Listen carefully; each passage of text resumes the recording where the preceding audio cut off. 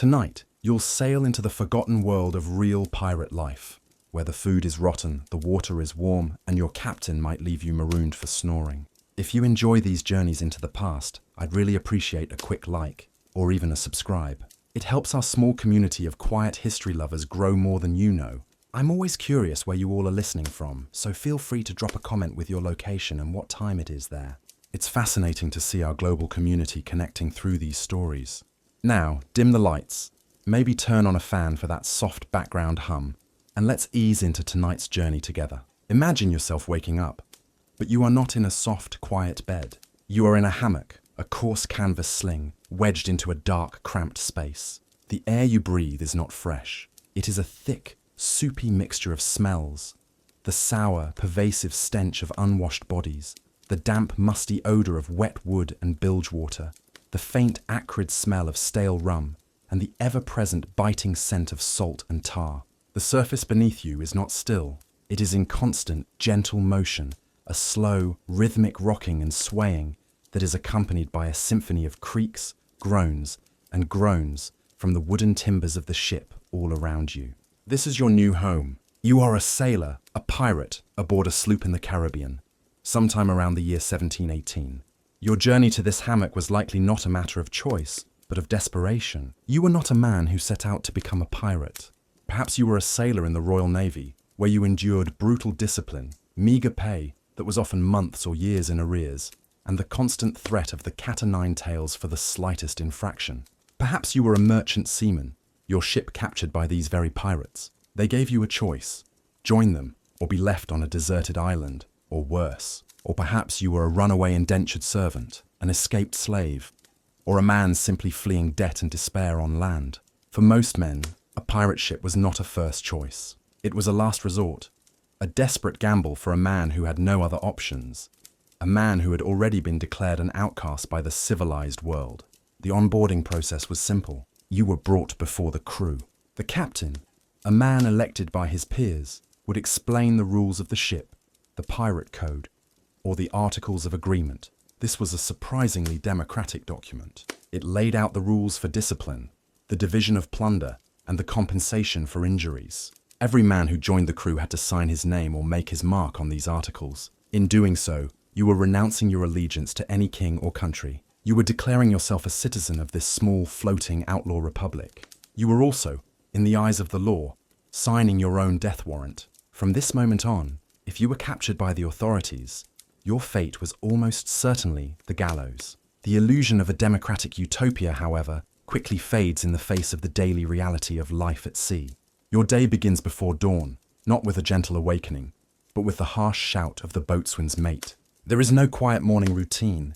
You stumble out of your hammock into the cramped, dark space below decks, a space known as the 'tween decks. This area is a chaotic jumble of hammocks, sea chests, coils of rope, spare sails, and the great iron cannons that are the ship's reason for being. The headroom is so low that you are constantly stooped over. The only light comes from a few, carefully shielded lanterns, as open flames are a constant, terrifying fire hazard on a wooden ship. Your first task is to join your watch. The crew is divided into watches, and life is a relentless cycle of 4 hours on, 4 hours off. The work is hard, repetitive, and endless. A ship at sea is a complex machine that is in a constant state of decay, and it requires constant maintenance to keep it afloat and sailing. You might be sent scrambling up the rigging, 100 feet above the deck, your life dependent on your grip on the tarred ropes, to mend a sail that has been frayed by the wind. The ship pitches and rolls beneath you, and a single slip means a certain death in the churning water below. Or you might be put to work with a bucket and a brush, scrubbing the decks, a never-ending battle against the corrosive effects of the salt and the ever-present grime. Or you could be sent down into the stinking, lightless hell of the bilge, the very bottom of the ship, to work the pumps, clearing out the foul, stagnant water that constantly seeps through the hull. Or you might be assigned to maintain the cannons, the great guns. You must clean the barrels, check the tackle, and ensure that the gunpowder stored in the powder room deep in the ship is kept dry. Your life may depend on this cannon functioning perfectly in the heat of battle. The work is physically demanding, and it leaves your hands calloused, your back aching, and your body coated in a layer of salt, tar, and sweat. And then there is the food. The romantic image of pirates feasting on roasted pigs and barrels of rum is a fantasy. The reality of your diet is a monotonous and often stomach-turning affair. The staple of your diet is the ship's biscuit, or hardtack. This is a simple, unleavened biscuit made of flour, water and salt, baked until it is as hard as a piece of wood. It is incredibly durable and will not spoil for years, which makes it the perfect food for long sea voyages. It is also, however, almost inedible. To eat it, you must break it up with a heavy object and then soak it in water, soup, or your daily rum ration to soften it. Even then, you are not eating alone. The biscuits are almost always infested with weevils, small black beetles that burrow into the hard bread. The sailors have a grim joke. It's better to eat your biscuit in the dark, so you don't have to see what you're eating. The weevils are a source of protein, they say. The other main source of food is salted meat, usually beef or pork, which is preserved in barrels of brine. After months at sea, this meat becomes incredibly tough and so salty that it has to be soaked in fresh water for hours before it can be cooked.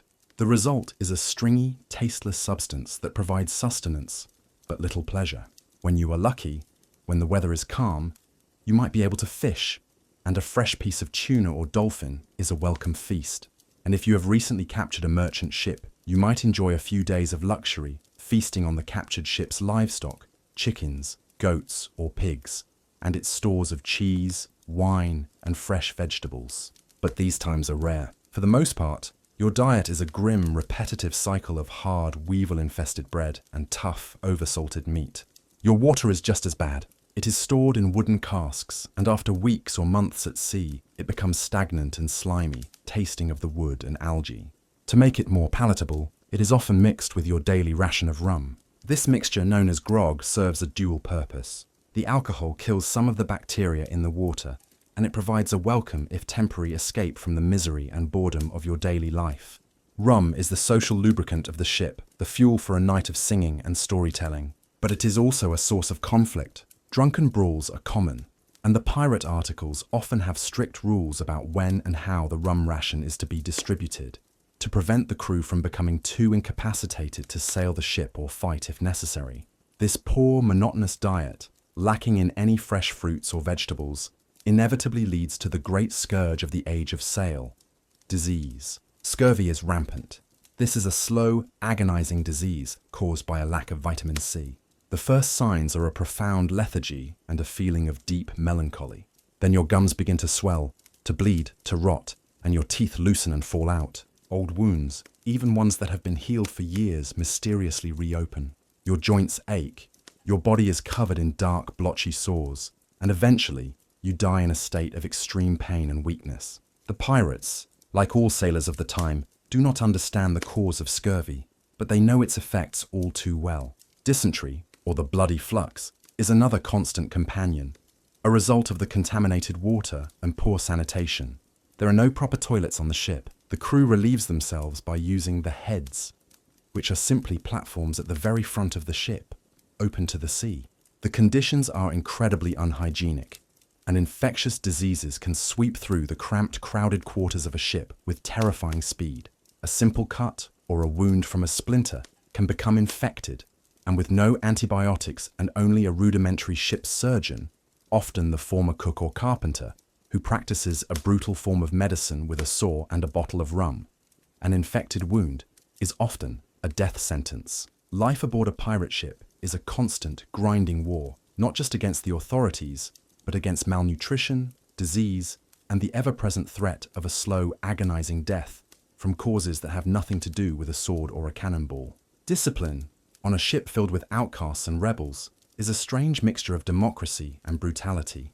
The pirate code, the articles you signed, is the law of the ship. The captain and the quartermaster are elected by the crew, and they can be removed from office by a majority vote if they prove to be cowardly, incompetent, or too tyrannical. All major decisions, where to sail, which ship to attack, are put to a vote in a council of the entire crew. In this sense, a pirate ship is a floating, radical democracy, a place where every man has a voice. But when it comes to the day-to-day running of the ship, and to the punishment of those who break the articles, discipline is swift and harsh. A man found guilty of theft from a fellow crewmate, or of bringing a woman aboard in disguise, or of cowardice in battle, will be punished according to the code. A common punishment is flogging, the man tied to the mast and whipped with a cat-o'-nine tails. But the most feared punishment is marooning. The offender is taken to a deserted, uninhabited island, a maroon, and left there. He is given a small amount of water, a pistol with a single shot, and a cutlass. The single shot is not for hunting.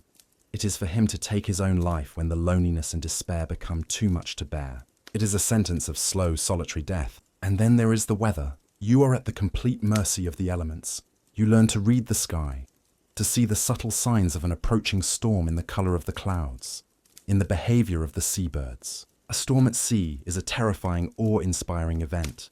The sky turns a dark, bruised purple. The wind rises to a screaming, deafening howl. And the sea, which was your constant, gentle companion, becomes a monster, a chaotic landscape of mountainous, green-black waves that threaten to swallow your small, fragile ship whole. During a storm, all hands are on deck. You work for hours, for days, in the driving, freezing rain, your body soaked to the bone, your hands raw from hauling on the wet, heavy ropes. You must climb the swaying, treacherous rigging to furl the sails, a task that in a high wind becomes a desperate life-or-death struggle. The great waves crash over the deck, sweeping away anything and anyone that is not tied down.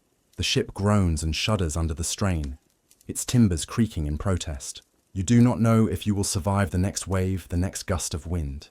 You can only hold on, do your job, and pray that the ship, and your luck, holds together. And in between these moments of intense labor and terror, there is the boredom. Long, empty weeks can pass without sighting another ship. You are adrift on a vast, empty expanse of water, with nothing to do but the same repetitive chores, nothing to see but the same endless horizon.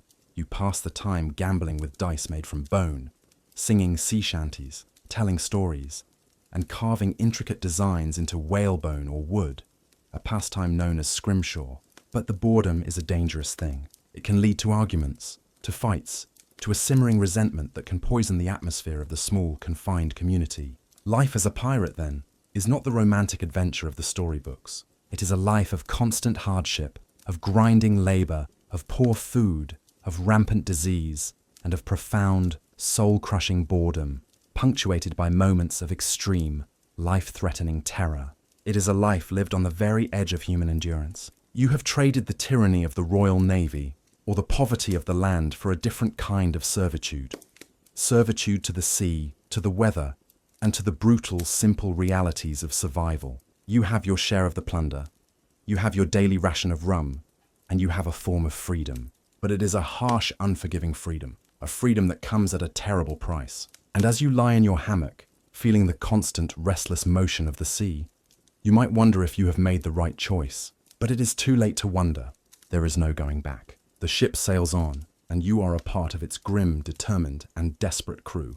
Let us now narrow our focus from the collective experience of a pirate crew to the story of one of its captains. The golden age of piracy produced many legendary figures, men whose names have become synonymous with the romantic ideal of the swashbuckling rogue. Men like Blackbeard, with his terrifying theatrical persona, or Black Sam Bellamy, the Prince of Pirates, who saw himself as a Robin Hood of the seas.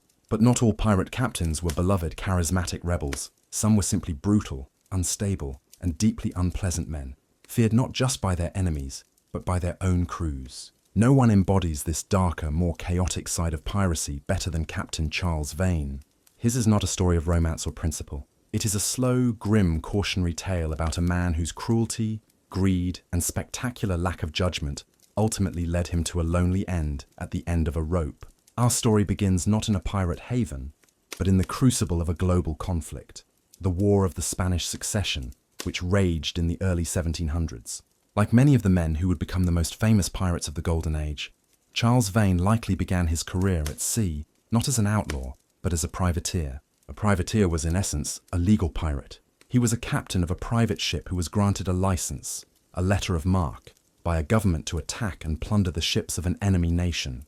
For a young, ambitious, and ruthless English sailor, privateering in the Caribbean, preying on the rich Spanish treasure fleets, was a path to quick and legally sanctioned wealth. Vane learned his trade in this brutal but legitimate school of maritime warfare. He learned how to handle a ship in combat, how to board an enemy vessel, how to command a crew in the heat of battle. He learned the geography of the Caribbean, the hidden coves, the treacherous reefs, the favorable currents. And he learned that violence, when applied effectively, was a very powerful tool. But in 1713, the war ended. The Treaty of Utrecht was signed, and suddenly, the thousands of privateers who had been making a fortune plundering Spanish ships found themselves unemployed. Their skills, sailing, fighting, and looting, were no longer in demand. The Royal Navy was downsized, and the merchant trade was slow to recover. The ports of the Caribbean, from Jamaica to Barbados, were filled with thousands of tough, experienced, and now destitute sailors. For many of these men, the choice was simple: starve on the streets of Port Royal, or return to the only life they knew, the life of taking prizes at sea. The only difference was that now, without the legal protection of a letter of marque, they would be branded as pirates, enemies of all mankind. Charles Vane was one of the many who made this choice. He found his way to the place that would become the great, chaotic heart of the new pirate republic, the island of New Providence in the Bahamas, and its main settlement, the ramshackle port of Nassau. In the years following the war, Nassau had become a veritable pirate utopia. It was a place with no effective government, no laws, and no authority other than that which the pirates created for themselves. The harbour was a forest of masts, the ships of the most famous pirates of the age: Blackbeard, Calico Jack Rackham, Benjamin Hornigold, all anchored together in a spirit of anarchic camaraderie. The town itself was a collection of taverns, brothels, and warehouses, a place where plunder could be sold, where crews could be recruited, and where the rum flowed in rivers. It was in this environment that Charles Vane began to make a name for himself. He was not a physically imposing man, but he possessed a ferocious, unpredictable temper and a capacity for cruelty that quickly set him apart. He acquired a ship, a small, fast brigantine he named the Ranger, and he began to terrorize the shipping lanes. His methods were brutal and effective. He would fly the black flag, the Jolly Roger, a symbol that struck immediate terror into the hearts of merchant crews. His reputation grew. He was known as a man who did not make idle threats. He would torture the captains of captured ships to force them to reveal the location of their valuables. He would abuse his prisoners, not just for information, but seemingly for his own cruel amusement. His reputation was such that even other pirates were wary of him. He was not a man of alliances or easy friendships. While men like Blackbeard used theatricality and a reputation for fearsomeness to intimidate their victims into surrendering without a fight, Vane seemed to revel in the violence itself. He was a predator, not a performer. The anarchic paradise of Nassau, however, was not destined to last. The pirate threat to British trade had become too great to ignore. In 1718, the British Crown decided to act. They sent a new governor to the Bahamas, a formidable former privateer named Woodes Rogers, and with him they sent a fleet of Royal Navy warships. But they also sent an offer, a king's pardon. Any pirate who surrendered to Governor Rogers by a certain date would be granted a full pardon for all their past crimes. They would be allowed to return to a lawful life, their slate wiped clean. This offer threw the pirate community of Nassau into turmoil. For many, it was an irresistible chance to escape the gallows. The life of a pirate was a short and brutal one, and the promise of a peaceful old age was a powerful lure. One by one, the great pirate captains, including Benjamin Hornigold and many of Blackbeard's associates, accepted the pardon. They sailed into the harbour, surrendered their ships, and swore an oath of allegiance to the king. Charles Vane, however, was a man of a different stripe. He was a true believer in the pirate cause, a man who saw himself as a warrior in a permanent state of rebellion against a corrupt and tyrannical world. He viewed the pardon not as an act of mercy, but as a trick, a sign of weakness. He saw those who accepted it as cowards and traitors. He would not bow. He would not surrender. His response to the arrival of Governor Rogers and the Royal Navy was an act of supreme theatrical defiance.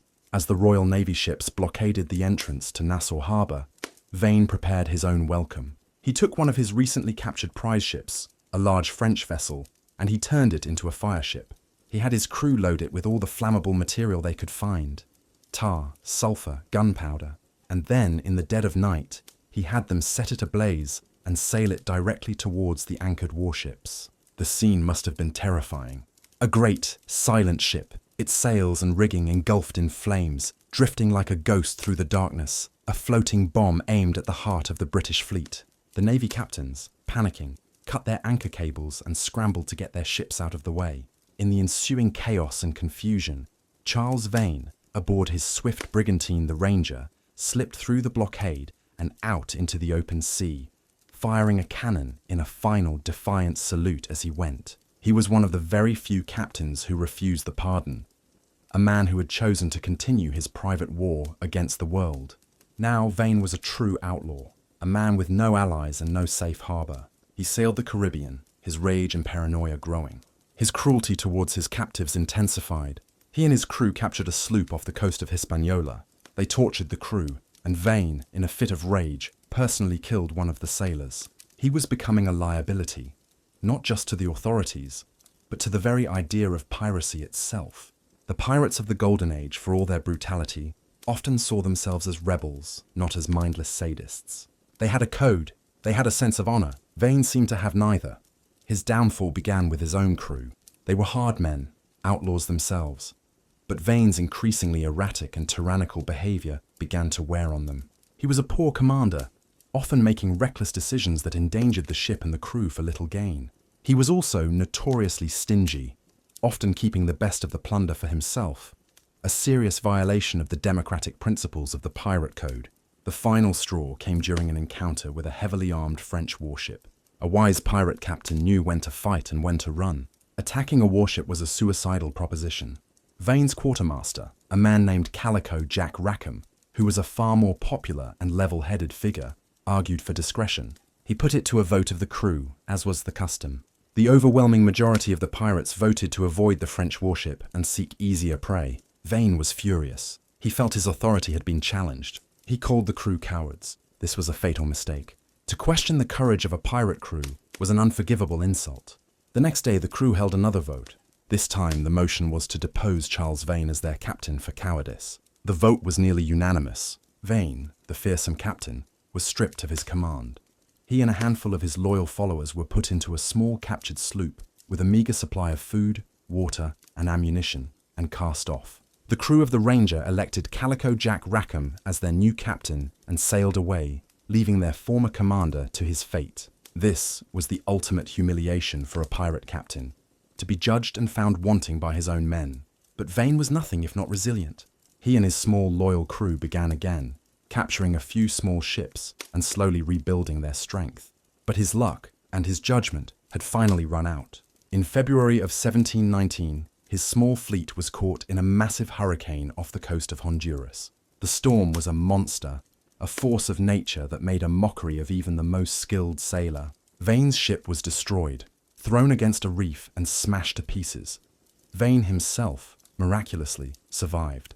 He was washed ashore on a small uninhabited island, the sole survivor of the wreck. He was now in the very situation he had so often condemned others to. He was a maroon. He lived for several weeks on the island, surviving on turtles and fish. A once feared captain, reduced to a desperate solitary castaway. His end was ignominious.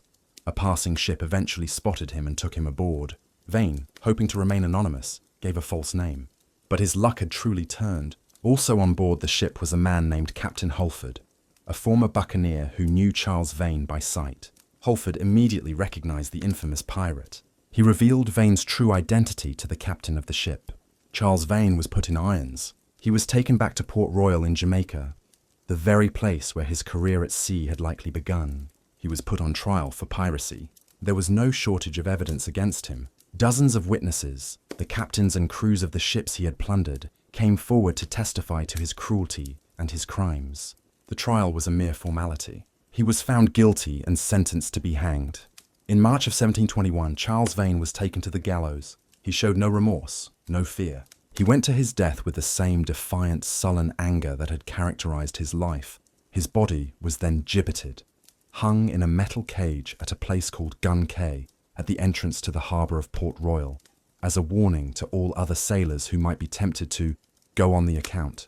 His slowly decaying corpse was a grim, silent testament to the fate that awaited those who chose a life of piracy, and a fittingly lonely and public end for a man who had lived his life in a state of constant, violent, and ultimately self-destructive rebellion against the world. His story is a stark reminder that not all legends are heroic, and that the black flag could be a symbol not just of rebellion, but of a deep and corrosive darkness within the human heart. Let us now leave the stories of individual pirates with their contested legacies of heroism and cruelty, and turn our attention to something more tangible, more solid. Let us seek out the physical reality of their world, a world that, for centuries, was known to us only through historical records, trial documents, and the often unreliable adventure stories of authors like Daniel Defoe. For most of history, the world of the Golden Age pirate was a ghost, a ship of legend that had sailed over the horizon and vanished, leaving only stories behind. But in 1984, that ghost ship sailed back into our world. This is the story of the wreck of the Whydah Galley, the first and, to this day, only fully authenticated Golden Age pirate shipwreck ever discovered. To understand the significance of the Whydah, we must first understand the ship herself and the captain who commanded her.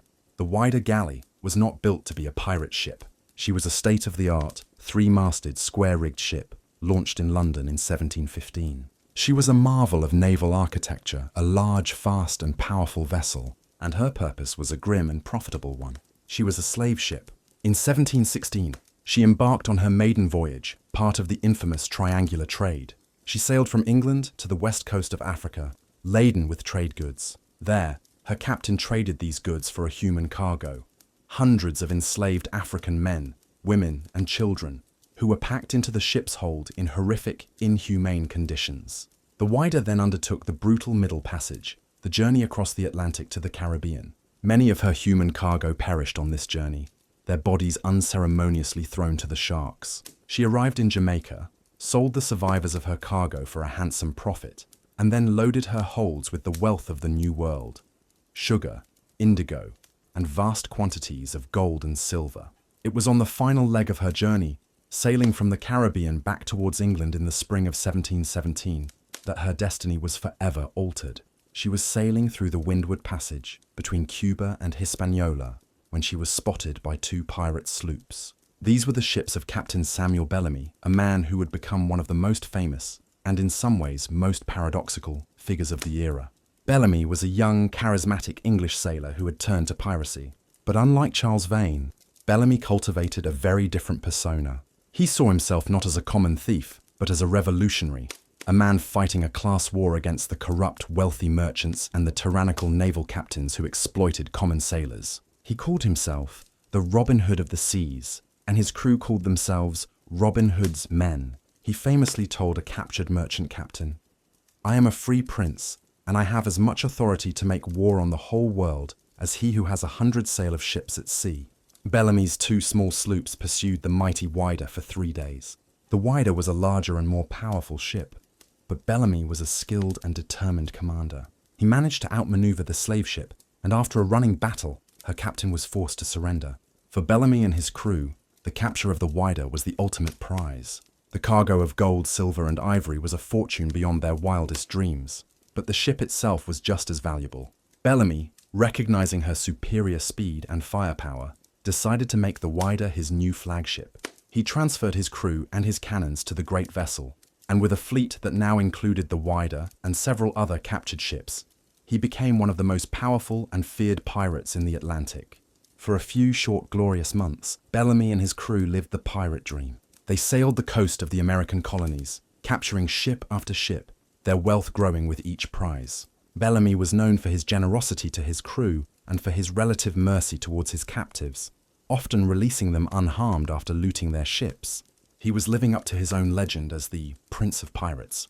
But like so many pirate careers, his was destined to be a short one, brought to an end not by the guns of the Royal Navy, but by the raw, indifferent power of the sea itself. In late April of 1717, the Whydah was sailing north, possibly towards a pirate-friendly haven in what is now Maine. She was heavily laden with the accumulated treasure from dozens of captured ships. As she sailed off the coast of Cape Cod, Massachusetts, she was caught in a monstrous storm, a classic nor'easter of terrifying ferocity.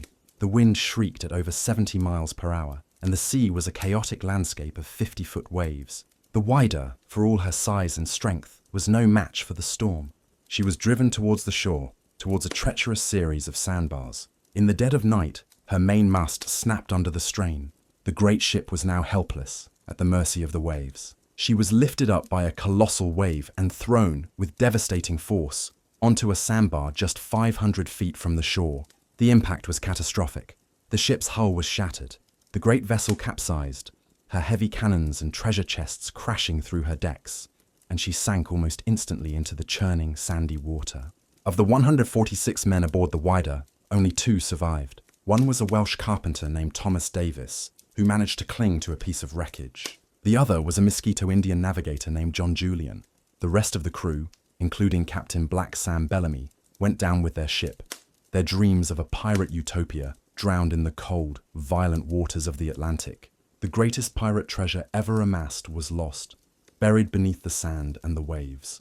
For the next 267 years, the story of the Whydah Galley and its lost treasure became a local legend, a ghost story told by the fishermen of Cape Cod.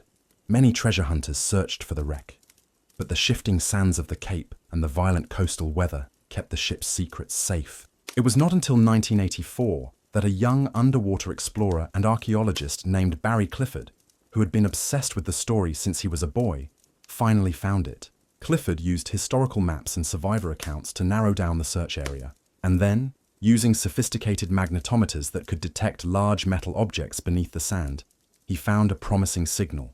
His dive team began the slow, painstaking process of excavating the site. The first thing they found was not a treasure chest, but a cannon, and then another, and then the discovery that changed everything, a ship's bell. When they had carefully cleaned the centuries of concretion from its surface, the inscription was clear and unmistakable. The Whydah Galley, 1716. They had found it. It was the first time in history that a pirate shipwreck from the Golden Age had been positively identified.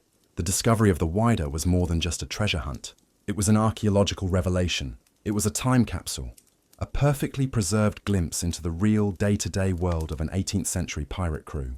The artifacts that Clifford and his team have been carefully recovering from the wreck for the past several decades tell a story that is far more nuanced, more complex, and more human than the legends. Of course, there is the treasure. They have recovered hundreds of thousands of gold and silver coins from dozens of different countries and mints, Spanish pieces of 8, English guineas, French louis d'or, and rare Akan gold dust and ornaments from Africa, part of the Whydah's original slaving cargo. These coins are a tangible map of the pirates' global reach, a testament to the international nature of their enterprise. They found gold bars, silver ingots, and precious jewelry. The sheer quantity of wealth confirmed that the legends of vast pirate treasures were not entirely fantasy, but it is the everyday objects, the small, personal items that tell the most compelling story. They found the tools of the pirate trade: cannons, pistols, muskets, and cutlasses, many of them still loaded, ready for a battle that never came. They found navigational instruments, the compasses and dividers that guided the ship across the vast empty ocean. They found the simple pewter plates and spoons that the crew ate with, a stark contrast to the immense wealth stored in the hold. They found personal effects that speak to the lives of the men themselves: a small, simple cufflink made of a silver button, a pewter pipe for smoking tobacco, a set of gaming tokens used for passing the long, boring hours at sea. And, most poignantly, they found a small, child-sized silk stocking, weighted with lead shot, likely used as a kind of blackjack or a personal treasure pouch. Who did it belong to? The historical record tells us there was a young boy on board, John King, who had willingly joined the pirates just a few days before the wreck. He may have been as young as 9 years old. This small, fragile object is a heartbreaking reminder that the crew of the Whydah were not just a faceless horde of outlaws. They were individuals with their own stories, their own hopes, and their own tragically short lives. The wreck also provides a grim window into the Whydah's past as a slave ship. Archaeologists have recovered iron shackles, the very restraints that were used to chain the enslaved Africans in the ship's hold. These simple, heavy iron objects are a powerful and deeply unsettling reminder of the brutal human economy that underpinned the golden age of piracy. The very wealth that the pirates stole was wealth that had been generated by the suffering of others. The story of the Whydah is not just a pirate story.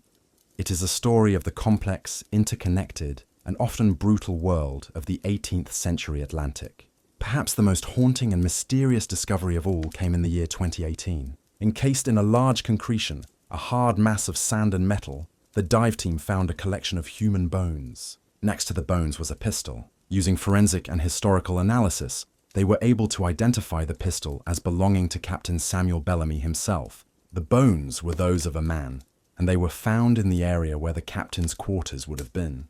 It is almost certain that these are the remains of Black Sam Bellamy, the Prince of Pirates, the man who went down with his ship and his treasure. For the first time, we can look upon the physical remains of one of the great legendary figures of the Golden Age. The wreck of the wider galley is a site of immense historical importance. It is a portal to a lost world. The artifacts recovered from its sandy grave have allowed us to replace the romantic myths of piracy with a more complex and accurate picture. They show us a world of incredible wealth and profound hardship, of democratic ideals and brutal violence, of adventure and of a sudden tragic end. The ship that was once a symbol of the slave trade and then a symbol of pirate freedom is now a silent, underwater museum. It is a place of mystery, of wonder, and of quiet, profound sadness. It is a story that was lost to the sea for over 2.5 centuries. A story that is still, piece by precious piece, being brought back into the light. Let us now turn our attention to one of the most enduring and fascinating aspects of the pirate legend, the idea of the female pirate. The world of an 18th century sailing ship was an intensely, almost exclusively, male domain. It was a world of rough, hard men, governed by its own codes of masculinity. Superstition held that having a woman on board a ship was bad luck, a sure way to invite a storm or some other disaster. Many pirate articles, the very codes that governed their ships, explicitly forbade any man from bringing a woman on board, particularly in disguise, on pain of death. And yet, in the midst of this aggressively male world, 2 women emerged who not only survived, but thrived, their names becoming as legendary as any of their male counterparts. This is the story of Anne Bonny and Mary Red. To understand their extraordinary lives, we must first understand the world that they were trying to escape. For a woman in the early 18th century, particularly a woman of the lower classes, life was a series of profound limitations. Her world was defined by her relationship to men, first her father, then her husband. She had few legal rights, little access to education, and almost no economic independence. Her life was expected to follow a single prescribed path: marriage, childbirth, and the management of a domestic household. The world of adventure, of freedom, of self-determination, the very things that drew men to piracy, was a world that was almost completely closed to her. The story of Anne Bonny and Mary Red is the story of 2 women who, through a combination of circumstance, courage, and sheer force of will, refused to accept these limitations. Our story begins with Anne Bonny. She was born in Ireland, the illegitimate daughter of a wealthy lawyer and his housemaid. To avoid a scandal, her father at first raised her disguised as a boy, a curious foreshadowing of her later life. He eventually moved his new family to the American colonies, to Charleston, South Carolina, where he became a successful plantation owner. Anne grew up in a world of relative privilege, but she possessed a fiery, rebellious spirit that did not sit well with the polite society of a colonial plantation. She was known for her fierce temper and her sharp tongue.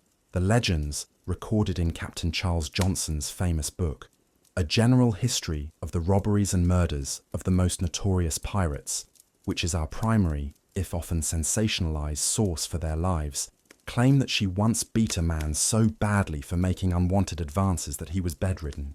She rejected the suitable arranged marriage her father had planned for her. Instead, she fell in love with and married a poor, small-time sailor and occasional pirate named James Bonny. Her father, furious, disowned her.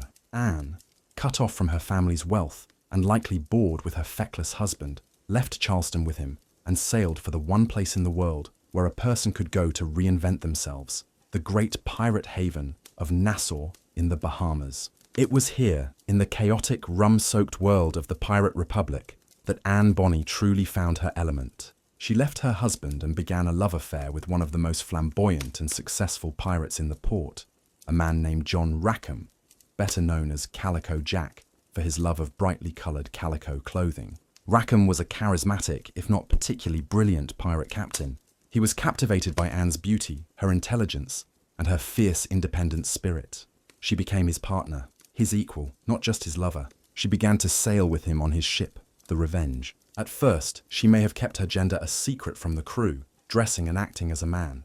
But it seems that her true identity was soon revealed, and remarkably, the crew accepted her. Her skill with a pistol and a cutlass, and her undeniable courage, earned her their respect. She was not a passenger on the ship. She was a pirate, a full member of the crew, with a vote in the council and a share of the plunder. She had shattered one of the most deeply ingrained taboos of the maritime world. The story of Mary Read is even more extraordinary. She was born in England, also illegitimate. Her mother, to secure an inheritance from her late husband's family, raised Mary as a boy, pretending she was her deceased son. This disguise became Mary's life. She grew up as Mark Read, and as a young man, she did what many poor young men did. She joined the army. She served with the British Army in Flanders, fighting in the War of the Spanish Succession. She proved to be a brave and capable soldier, earning the respect of her comrades. It was in the army that she fell in love with a fellow soldier. She revealed her true identity to him, and he, in turn, accepted and loved her for who she was. They left the army, got married, and for a brief time, lived a conventional life as husband and wife, running a tavern called the Three Horseshoes. It was a short-lived period of peace. Her husband died young, and Mary, once again alone and without an income, put on her male disguise and rejoined the military. Her new regiment was sent to the West Indies. The ship she was on was captured by pirates. Her military skills made her a valuable asset, and she was forced to join the pirate crew. For several years, she lived the life of a pirate, her true identity a closely guarded secret. She eventually managed to accept the king's pardon and briefly served as a privateer, hunting her former comrades. But fate once again intervened. Her ship was captured by the crew of none other than Calico Jack Rackham, and so Mary Read, still disguised as a man, found herself serving as a pirate on the same ship as Anne Bonny. The scene on the deck of the Revenge must have been a fascinating one. Two of the only female pirates in the world serving on the same small ship. And at first, neither was aware of the other's true identity. The story goes that Anne Bonny, who was openly living as Calico Jack's lover, found herself attracted to the handsome young sailor, Mark Read. She began to make advances, and Mary, to avoid a difficult and dangerous situation, was forced to reveal her secret to Anne, showing her that she was, in fact, a woman. The two women, finding themselves in the same incredible, unprecedented situation, became close friends, confidants in a world of men. Their friendship, however, caused a problem. Calico Jack, seeing how much time his lover Anne was spending with this young sailor, became consumed with a jealous rage. He confronted them, threatening to kill Mark Read. To save Mary's life, and to quell Rackham's jealousy, Anne revealed Mary's secret to him as well. Rackham, to his credit, was not angered by the deception. He was impressed. He allowed Mary to remain as part of his crew, now openly as a woman. The crew of the Revenge now had two female pirates in its ranks, a situation that was unique in the history of the Golden Age. Both Anne and Mary proved to be formidable pirates. They were not just tolerated, they were respected as fighters. Witnesses from captured ships would later testify at their trial that the two women were as fierce, as capable, and as bloodthirsty as any of the men. They participated in the boarding of prize ships armed with pistols and cutlasses. One captured sailor, a woman named Dorothy Thomas, testified that she knew they were women because of the size of their breasts, but that they were cursing and swearing and did otherwise act like pirates. They had completely transcended the gender roles of their time, creating a new identity for themselves, an identity forged in gunpowder and rebellion. The career of this strange and unique pirate crew, however, was to be a short one. In October of 1720, Calico Jack Rackham and his crew, including Anne and Mary, were celebrating a recent prize anchored off the coast of Jamaica. They were, according to the stories, engaged in a great drunken party. They had grown careless. A famous pirate hunter, Captain Jonathan Barnett, acting on a commission from the governor of Jamaica, surprised them in the night. The battle, if it can be called that, was a short and one-sided affair. Most of Calico Jack's male crew were too drunk to fight. According to the legends, the only two people who put up any real resistance were Anne Bonny and Mary Read. They fought like lionesses, trying to rally the drunken men, firing their pistols and swinging their cutlasses. Anne, in a rage at the cowardice of her male comrades, was said to have fired her pistol into their midst, killing one of them. But it was no use. They were overwhelmed and captured. The entire crew was taken to Jamaica to stand trial for piracy. The trial was a sensation. The male pirates, including Calico Jack, were quickly found guilty and sentenced to be hanged. Before his execution, Rackham was allowed one final meeting with Anne Bonny. Her final words to him, as recorded by Captain Johnson, were a testament to her fierce, uncompromising spirit. "I am sorry to see you here," she reportedly said. "But if you had fought like a man, you need not have been hanged like a dog." Then came the trial of Anne Bonny and Mary Read. They too were found guilty and sentenced to death. But then, in a final dramatic twist, when the judge asked if they had anything to say before their sentence was carried out, both women revealed a secret that would save their lives. They both declared that they were pregnant. This was a legal maneuver known as pleading the belly. Under English law, a pregnant woman could not be executed until after she had given birth. The court ordered a medical examination which confirmed that both women were, in fact, pregnant. Their executions were stayed. What happened next is a mystery. Mary Read died in prison shortly after the trial, likely from a fever contracted in the squalid conditions of the jail. Her child was never born, but the fate of Anne Bonny is unknown. She disappears from the historical record. There is no record of her execution. There is no record of her release. One theory is that her wealthy father, hearing of her plight, used his influence and his money to secure her release and bring her back to Charleston, where she lived out the rest of her life in quiet obscurity. Her brief, violent career as a pirate queen, a secret she took with her to the grave. We will likely never know for sure. The story of Anne Bonny and Mary Read is more than just a colourful anecdote from the age of piracy. It is a powerful story about gender, identity, and the radical act of self-creation.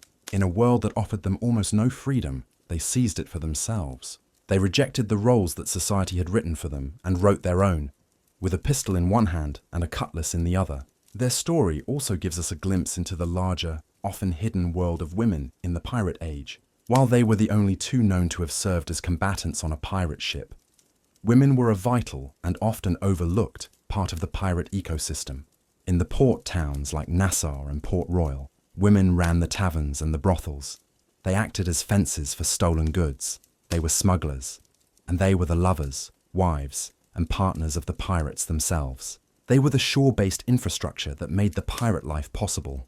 The story of Anne and Mary is the most dramatic example, but it is a part of a larger, more complex story of the many ways that women navigated, survived, and sometimes even thrived in the brutal, male-dominated world of the 18th century Caribbean. Let us now turn our attention to the man whose name, more than any other, has become synonymous with the golden age of piracy. He is a figure who has transcended history to become a part of global folklore. The archetypal pirate captain, a creature of smoke, fire, and terrifying legend. But behind the myth, behind the demonic persona, was a real man. A man who was, in his own way, one of the most intelligent, calculating, and successful pirates of his age. This is the story of the man they called Blackbeard.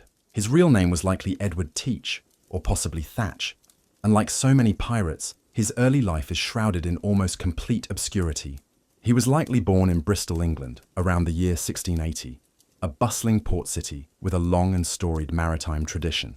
He was almost certainly a sailor from a young age, and like Charles Vane, he likely served as a privateer during the War of the Spanish Succession, learning his trade in the legally sanctioned piracy of that conflict.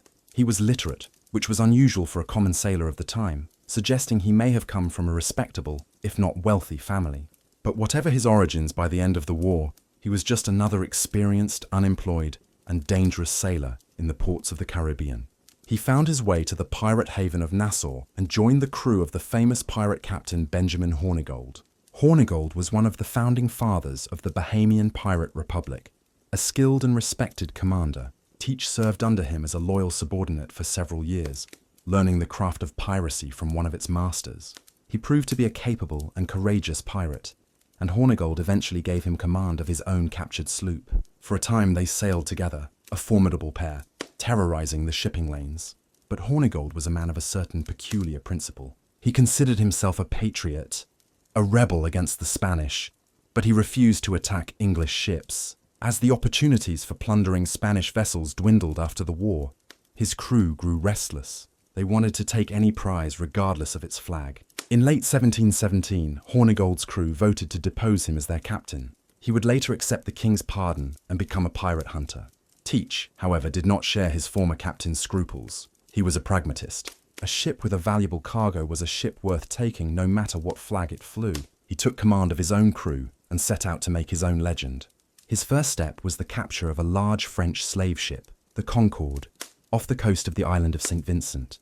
The Concorde was a magnificent vessel, a state-of-the-art frigate, fast and powerful. Teach recognized her potential immediately. He refitted the ship, adding an astonishing 40 cannons to her decks. He renamed her the Queen Anne's Revenge. With this formidable warship as his flagship and a fleet of smaller sloops under his command, Edward Teach, the relatively unknown pirate, was about to transform himself into Blackbeard, the most feared man on the seas. The key to Blackbeard's success was not just his skill as a sailor or his courage in battle. It was his genius for psychological warfare. He understood that the most profitable form of piracy was one that involved no fighting at all. A battle was risky. It could damage your own ship, you could lose valuable crewmen, and you could accidentally damage the prize ship and its cargo. The ideal situation was to have the merchant crew be so terrified of you that they would surrender without firing a single shot. To achieve this, Blackbeard crafted a personal image, a theatrical persona of demonic, almost supernatural terror. His appearance was central to this image. He was a tall, powerfully built man, with a wild, untamed mane of black hair and a great, thick black beard that covered almost his entire face. He would often braid the beard into small pigtails, tying them with coloured ribbons. But the masterstroke came just before a battle. He would take slow-burning fuses, pieces of hemp cord soaked in saltpeter and lime water, and he would tuck them under his hat, on either side of his face. He would then light these fuses. The effect as he boarded an enemy ship would have been utterly terrifying. He would appear, a giant of a man, his face wreathed in a cloud of thick, acrid smoke, with sparks and fire seemingly erupting from his head. He looked, as one contemporary account described him, like a fury from hell. This carefully crafted image, combined with the black flag and his already fearsome reputation, was often enough to make even the most hardened merchant captains surrender on the spot. For the next year, Blackbeard and his fleet were the undisputed terrors of the Caribbean and the American coast. He sailed from the Bahamas to the shores of Virginia and the Carolinas, his fleet growing with each captured prize. He was not a mindless brute. His operations were often characterized by a shrewd, strategic intelligence. He was not just raiding ships, he was disrupting the entire colonial economy. His most audacious act came in the spring of 1718. He sailed his fleet, which now included the Queen Anne's Revenge and 3 smaller sloops, to the entrance of the harbour of Charleston, South Carolina, one of the busiest and wealthiest ports in the American colonies. And he blockaded it. For nearly a week, no ship could enter or leave the harbour without his permission. He and his crew plundered several ships that tried to run the blockade. But he was not just after plunder. He had a specific and very unusual demand. He sent a message to the governor of South Carolina. He was in desperate need of a chest of medicines for his crew, who were suffering from syphilis and other diseases. If the governor did not provide the medical supplies, Blackbeard would execute all the high-profile prisoners he had taken from the captured ships, including several prominent citizens of Charleston, and he would burn every ship in the harbour. The city was thrown into a panic. The governor had no choice but to comply. A chest of medicines was duly delivered to the pirates. Blackbeard, true to his word, released his prisoners, albeit after relieving them of all their fine clothes and valuables, and lifted the blockade. He sailed away, having held one of the most important cities in the British Empire hostage, and having done so with a combination of terrifying force and shrewd, calculated negotiation. It was the absolute peak of his power and his infamy. But Blackbeard was also a cunning businessman. He knew that the pirate life was a dangerous and unsustainable one. Shortly after the Charleston blockade, he sailed his fleet north to the coast of North Carolina, and there, near what is now Beaufort Inlet, a strange and controversial event occurred. His flagship, the Queen Anne's Revenge, and another of his sloops, ran aground on a sandbar and were lost. It is a matter of intense historical debate whether this was an accident or a deliberate act. Many historians believe that Blackbeard intentionally wrecked his own flagship. Why to downsize his operation? His crew had grown to over 300 men, a large, unwieldy, and expensive number to manage. By wrecking his largest ship, he had a perfect excuse to break up the fleet, to maroon a large portion of his crew on a nearby sandbar, and to disappear with a smaller, more loyal group of men, and, most importantly, the lion's share of the accumulated treasure. It was a ruthless, cynical, but brilliant business decision. Blackbeard, with his hand-picked crew and his vast fortune, then sailed to the town of Bath, North Carolina. And there, he did something even more audacious. He and his men accepted the king's pardon from the governor of North Carolina, a man named Charles Eden. But this was not a sincere retirement. It was a business arrangement. Governor Eden was a corrupt official, and he and Blackbeard entered into a profitable, illicit partnership. Blackbeard would continue his piracy, but he would now do so under the governor's protection. He would bring his stolen goods to North Carolina, and Eden and his secretary would certify them as legitimate salvage, taking a handsome cut of the profits for themselves. For a time, Blackbeard lived the life of a country squire, a supposedly retired and pardoned pirate, while secretly continuing his criminal enterprise with the collusion of the highest authority in the colony. But Blackbeard's comfortable arrangement was not destined to last. His continued piratical activities and the blatant corruption of Governor Eden had not gone unnoticed. The merchants and plantation owners of the region were being terrorized, and they saw that they could expect no help from their own governor, so they went over his head. They sent a secret appeal for help to the governor of the neighboring colony of Virginia, a man named Alexander Spotswood. Spotswood was a man of action, a former soldier who had a deep-seated hatred for pirates. He saw an opportunity to deal with Blackbeard once and for all, and to embarrass his corrupt rival, Governor Eden, in the process. He had no legal authority to act in North Carolina, but he did not let that stop him. He secretly commissioned 2 small armed sloops, the Jane and the Ranger, and he hired a tough, determined Royal Navy lieutenant named Robert Maynard to command the expedition. Maynard's orders were simple: find Blackbeard and eliminate him. In November of 1718, Maynard and his 2 sloops, which were crewed by Royal Navy sailors, sailed south into the treacherous inlets of North Carolina. They found Blackbeard's ship, the Adventure, anchored at a place called Ocracoke Inlet. Blackbeard and his small crew had been celebrating a recent prize and were, by most accounts, drunk and overconfident. The battle that followed is one of the most famous and brutal in the history of piracy.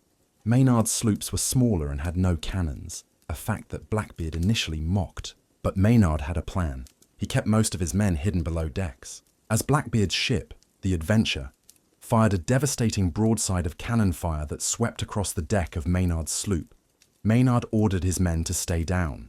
The pirates, thinking they had crippled the naval vessel and killed most of its crew, prepared to board. As Blackbeard and his men swarmed onto the deck of the Jane, Maynard gave the signal. His hidden sailors erupted from the hold, their pistols and cutlasses ready. The pirates were caught completely by surprise. The deck of the small sloop became a chaotic, bloody melee of hand-to-hand combat. At the center of this storm was Blackbeard himself. He and Lieutenant Maynard faced each other in a duel that would become the stuff of legend. Blackbeard was a giant of a man, a fearsome fighter. He and Maynard exchanged pistol shots. Maynard was wounded. Blackbeard pressed his attack, his great cutlass swinging. He broke Maynard's own sword. The naval officer was disarmed and seemed doomed. But just as Blackbeard was about to deliver the fatal blow, one of Maynard's sailors stepped in from behind and slashed the pirate across the neck with his own cutlass. Even then, Blackbeard fought on. He was a force of nature, a man who seemed to refuse to die. The sailors surrounded him, cutting and stabbing. When his body was later examined, it was found that he had been shot at least 5 times and had suffered over 20 severe cutlass wounds. Finally, as he was cocking a pistol for one last shot, he collapsed and died on the deck. Maynard, victorious but exhausted, ordered Blackbeard's head to be severed from his body. He had the head suspended from the bowsprit of his sloop, a gruesome trophy and an undeniable proof of his victory. He sailed back to Virginia, the great pirate's head swinging from his ship, a chilling and powerful message to any other pirates who might be operating in the area. The legend of Blackbeard was over. The story of Edward Teach is a fascinating study in the power of image. He was a successful pirate, yes, but his greatest creation was not his fleet or his fortune. It was the myth of Blackbeard. He understood in a way that few others did, that in the world of piracy, fear was a more valuable currency than gold. He was a master of branding, a theatrical performer who used his appearance and his reputation as his primary weapons. The irony is that for all his demonic persona, the historical record suggests he was often more merciful to his prisoners than many other, less famous pirates. He rarely had to use violence because the threat of it, so brilliantly and terrifyingly projected, was usually enough. He was a rational, calculating, and highly intelligent criminal, a man who built a legend and then was ultimately consumed by it. Let us now turn our attention away from the lives of individual captains and towards the very soul of the pirate ship. the set of rules that governed its strange, violent, and surprisingly complex society. We tend to think of a pirate ship as a place of absolute anarchy, a floating haven of lawlessness. But the reality was, in many ways, the complete opposite. A successful pirate ship was not a chaotic mob. It was a highly organized and often surprisingly democratic society, and the foundation of this society was a document that every man on board had to agree to and sign. It was known as the Articles of Agreement, or more famously, the Pirate Code. This code was not a single, universal document. Each pirate crew, upon its formation, would draw up its own unique set of articles. But the surviving examples, recorded in trial documents and in historical accounts like Captain Johnson's General History, show a remarkable consistency in their principles and their concerns. These documents are a fascinating window into the pirate mind.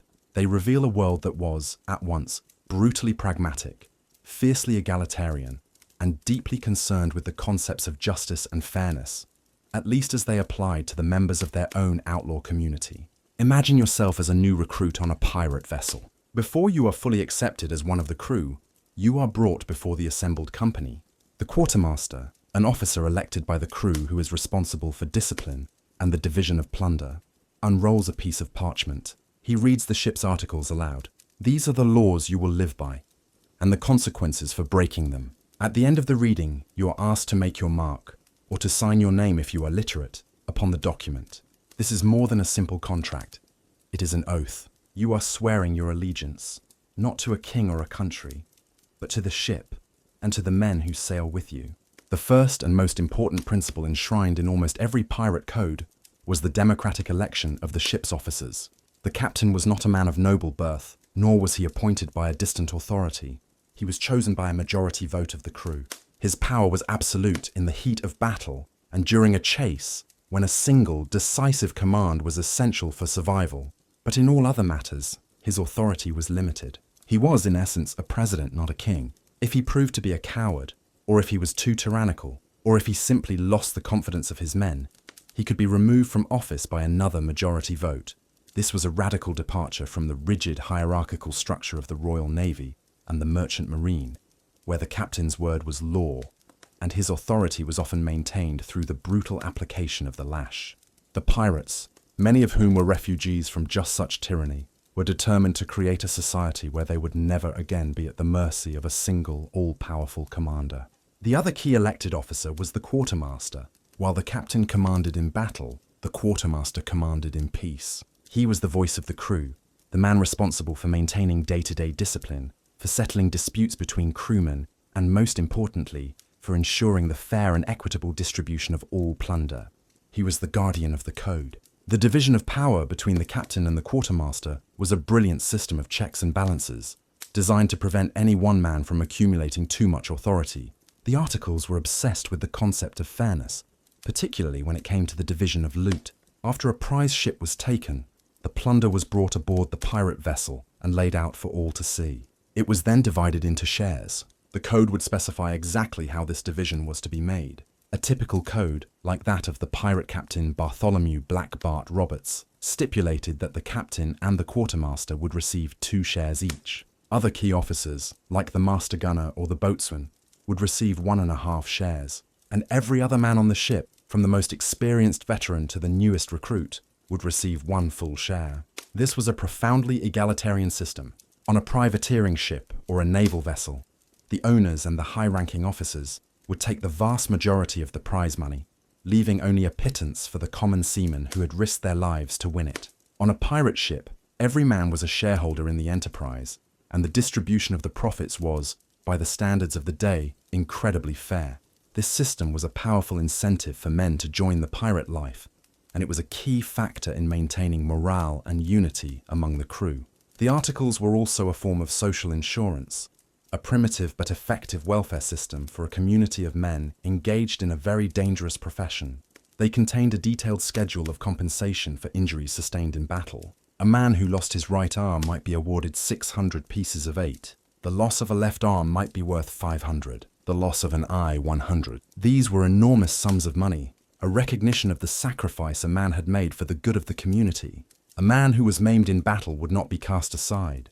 He would be taken care of, his share of the collective wealth guaranteed by the code he had signed. This system fostered a powerful sense of mutual obligation and loyalty. The men knew that if they were wounded, their comrades would not abandon them. But the pirate code was not just about rights and rewards. It was also a strict and unforgiving system of laws and punishments. It was designed to maintain order and discipline in a small, isolated community of armed and often volatile men. The articles would lay out a clear list of prohibited behaviors. Theft from another crew member was almost always a capital offense. A man found guilty of stealing from his comrades would be marooned, or sometimes simply executed on the spot. The bond of trust between the crew was paramount, and any act that threatened that bond was dealt with without mercy. Cowardice in battle was another unforgivable sin. A man who deserted his post or failed to fight with courage would face the same grim fate. The survival of the entire ship depended on every man doing his duty in the heat of combat, and any weakness could be fatal to them all. The articles often contained strict rules designed to prevent conflict among the crew. Gambling with cards and dice was often forbidden, as it was a common source of arguments and fights. Lights and candles were to be put out at 8 o'clock at night. Any man who wished to continue drinking after that hour had to do so on the open deck, in the dark, a simple rule designed to prevent drunken brawls and accidental fires below decks. Disputes between crew members were to be settled not with a spontaneous, angry fight, but with a formal duel. The two men would be taken ashore, placed back to back, and would walk a set number of paces before turning and firing their pistols. This ritualized form of violence, overseen by the quartermaster, was a way to resolve personal conflicts without allowing them to fester and disrupt the harmony of the entire ship. And the articles were particularly concerned with the presence of women. As we have seen, the rule against bringing a woman on board was almost universal. This was partly due to superstition, but it was also a deeply pragmatic rule. The presence of a woman on a ship full of men was seen as a guaranteed source of jealousy, rivalry, and conflict. It was a threat to the stability of their small, self-contained masculine society. The stories of Anne Bonny and Mary Read are remarkable precisely because they are such a rare exception to this fundamental rule. The enforcement of the code was in the hands of the quartermaster and a jury of the crew. A man accused of breaking the articles would be brought before a pirate council. Evidence would be heard, and the crew itself would vote on the guilt or innocence of the accused, and on the appropriate punishment. It was a rough and ready form of justice, but it was a justice of their own making. They were not subject to the arbitrary whims of a single captain or the distant, incomprehensible laws of a king. They were governed by a code they themselves had created, and they were judged by a jury of their peers. The Pirate Code, then, was a remarkable social document. It was a constitution for a floating outlaw republic. It was a radical experiment in democracy, in social welfare, and in self-governance. It was a direct and conscious rejection of the oppressive, hierarchical, and exploitative social order that these men had fled on land and at sea. Of course, we must not romanticize it. It was a code that governed a society of thieves and killers. It was a document that facilitated the brutal and violent expropriation of other people's property. The fairness and democracy it espoused was for its own members only. It did not extend to the victims of their piracy. But to understand the code is to understand the motivations of the men who wrote it. They were not just mindless brutes. They were men who had been chewed up and spat out by the harsh economic and social realities of the early 18th century. They were men who were seeking not just plunder, but a different way of life.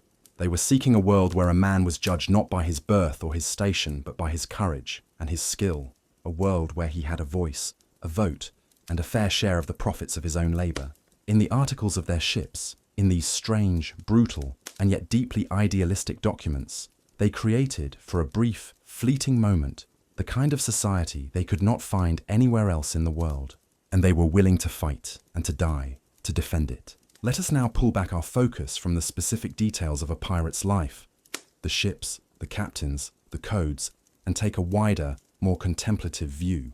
The golden age of piracy, that brief, intense, and legendary period that we have been exploring, was not a permanent state of affairs. It was a historical anomaly, a perfect storm of political, economic, and social conditions that created a unique, temporary window of opportunity for organized, large-scale piracy to flourish in the Atlantic world. And like all storms, it was destined to pass. The end of the Golden Age was not as dramatic as its beginning, but was a slow, inexorable process, a gradual closing of the window, a relentless reimposition of the very order that the pirates had so defiantly rejected. The high watermark of the Golden Age can be dated with some precision to the years between roughly 1716 and 1722. In this period, there were perhaps as many as 2,000 active pirates operating in the Caribbean and along the American coast, a formidable and disruptive force. But the very success of the pirates sowed the seeds of their own destruction. Their raids on merchant shipping became so frequent and so damaging that they could no longer be ignored by the great maritime powers of Europe, particularly Great Britain. The merchants, the plantation owners, and the colonial governors, who were losing a fortune to the pirates, began to exert immense pressure on the government in London to take decisive action. The era of quiet tolerance and ineffective half-hearted patrols was over. The British Empire was about to declare all-out war on the pirates. This war was fought on multiple fronts. The first and most effective weapon was the Royal Navy. The Navy began to deploy more warships to the Caribbean and American stations, and it gave its captains new, more aggressive orders. They were no longer just to patrol the shipping lanes. They were to actively hunt the pirates down, to pursue them into their secret coves and hidden bases. The pirate hunters were often led by men who were themselves former privateers, men like Woodes Rogers, who knew the pirates' tactics and their hiding places intimately. The technological and organizational superiority of the Navy began to tell. The pirates' swift light sloops were no match for a well-armed naval frigate in a sustained fight. One by one, the great pirate captains were hunted down, their ships captured or destroyed. The second weapon in this war was a legal and political one. The offer of the king's pardon, which we saw in the stories of Vane and Blackbeard, was a shrewd and effective tool of psychological warfare. It was a way to divide the pirate community, to peel away the less committed members with the promise of a second chance. For every pirate like Charles Vane, who defiantly rejected the pardon, there were dozens more who, weary of the constant danger and hardship of the pirate life, quietly accepted it. This drained the pirate havens like Nassau of their most experienced manpower, weakening the movement from within. At the same time, the legal penalties for those who refused the pardon were made more severe and their application more certain. The authorities established vice-admiralty courts in the colonies, courts that could try pirates quickly and efficiently, without the need for a sympathetic local jury. The conviction rate in these courts was close to 100%, and the sentence was always the same: death by hanging. The use of gibbeting, the public display of the executed pirate's body in a metal cage, became a common and powerful deterrent, a grim, silent message to any sailor who might be contemplating a life of piracy. The romance of the black flag began to fade in the face of the stark, undeniable reality of the gallows. The third, and perhaps most important factor in the decline of piracy, was the changing economic and social landscape. The pirate life had thrived in a world of instability, in the chaotic aftermath of a major war. But as the 18th century progressed, the great maritime empires began to consolidate their power. The navies grew larger and more professional. The merchant trade became better organized and better protected. The colonies became more populous and more effectively governed.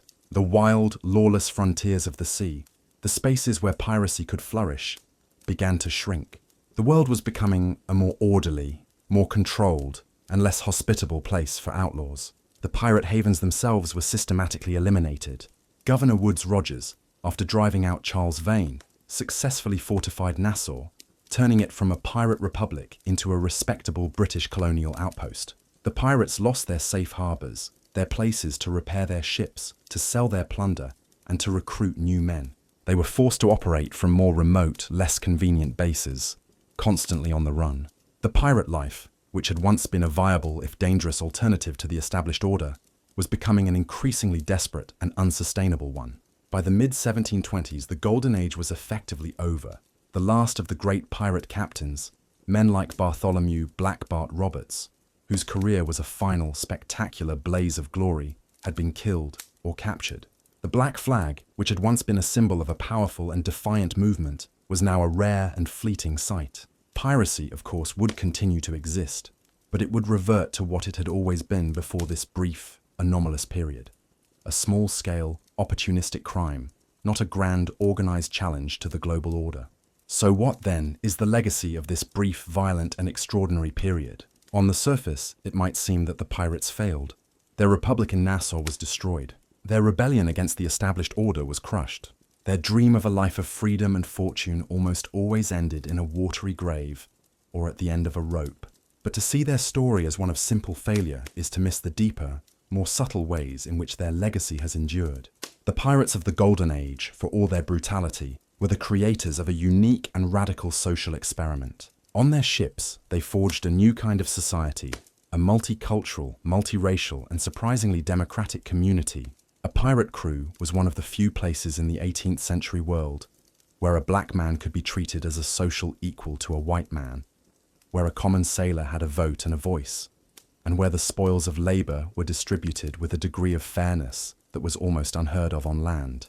Their codes, their system of social insurance, their elected leadership, these were not just the rules of a criminal enterprise. They were a profound, if often unspoken, critique of the oppressive, exploitative, and deeply unjust social order of the world they had left behind. In their own violent, chaotic way, they were early, unwitting pioneers of the democratic and revolutionary ideals that would sweep through the Atlantic world later in the century. Their legacy also endures in the realm of myth and popular culture.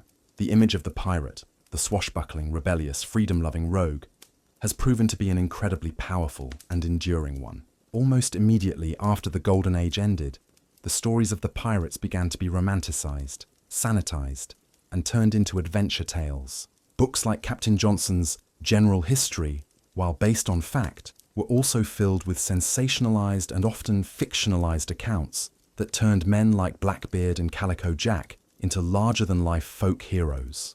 This process of mythologizing reached its peak in the 19th century with books like Robert Louis Stevenson's Treasure Island, which cemented the popular image of the pirate that we still know today, with its treasure maps, its buried chests, and its talking parrots. This romantic image, of course, obscures the grim, often miserable reality of the pirate's life that we have explored. It smooths over the brutality, the disease, the desperation, and the greed, but the enduring power of the myth speaks to a deep human longing. The pirate, in our collective imagination, represents a fantasy of absolute freedom, of a life without rules, without masters, without the mundane constraints of civilized society. He is a symbol of rebellion against a world that is often perceived as corrupt and unjust. The fact that we have chosen to romanticize these men, to turn a group of desperate, violent, and often deeply unpleasant criminals into beloved icons of adventure, tells us more about ourselves and about our own desires than it does about the historical reality of the pirates themselves. And so we are left with this dual legacy. The historical reality of the pirates is a story of a brief, brutal, and ultimately failed social rebellion, a desperate and violent response to the harsh conditions of life in the early 18th century Atlantic world. But the mythological legacy of the pirates is a story of enduring power, a testament to our own deep-seated fantasies of freedom and rebellion. Let us now let these stories, the stories of the ships, the captains, the codes, the women, the myths, and the realities, gently fade. Imagine yourself now, standing on the deck of a silent, empty ship, adrift on a calm, moonlit sea. The roar of the cannons is gone. The shouts of the crew are gone. The creak of the timbers has settled into a quiet, gentle rhythm. The Golden Age is over. The Great Rebellion has been put down.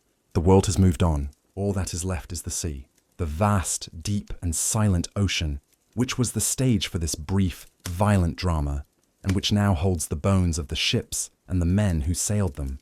The sea keeps its secrets. It is the final silent witness to all the stories of courage and cruelty, of hope and despair that we have explored tonight. The peace of the open ocean is a profound and ancient one, a peace that predates all human ambition and will endure long after our own stories have been forgotten. As you settle now more deeply into the quiet and comfort of your own space, let the vast, gentle rhythm of that silent sea become the rhythm of your own breathing. The struggles of the past are over. The anxieties of the present can be set aside.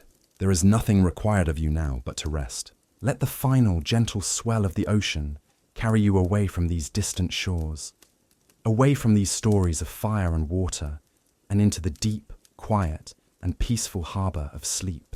Allow yourself to drift now, to let go, and to find your own quiet rest.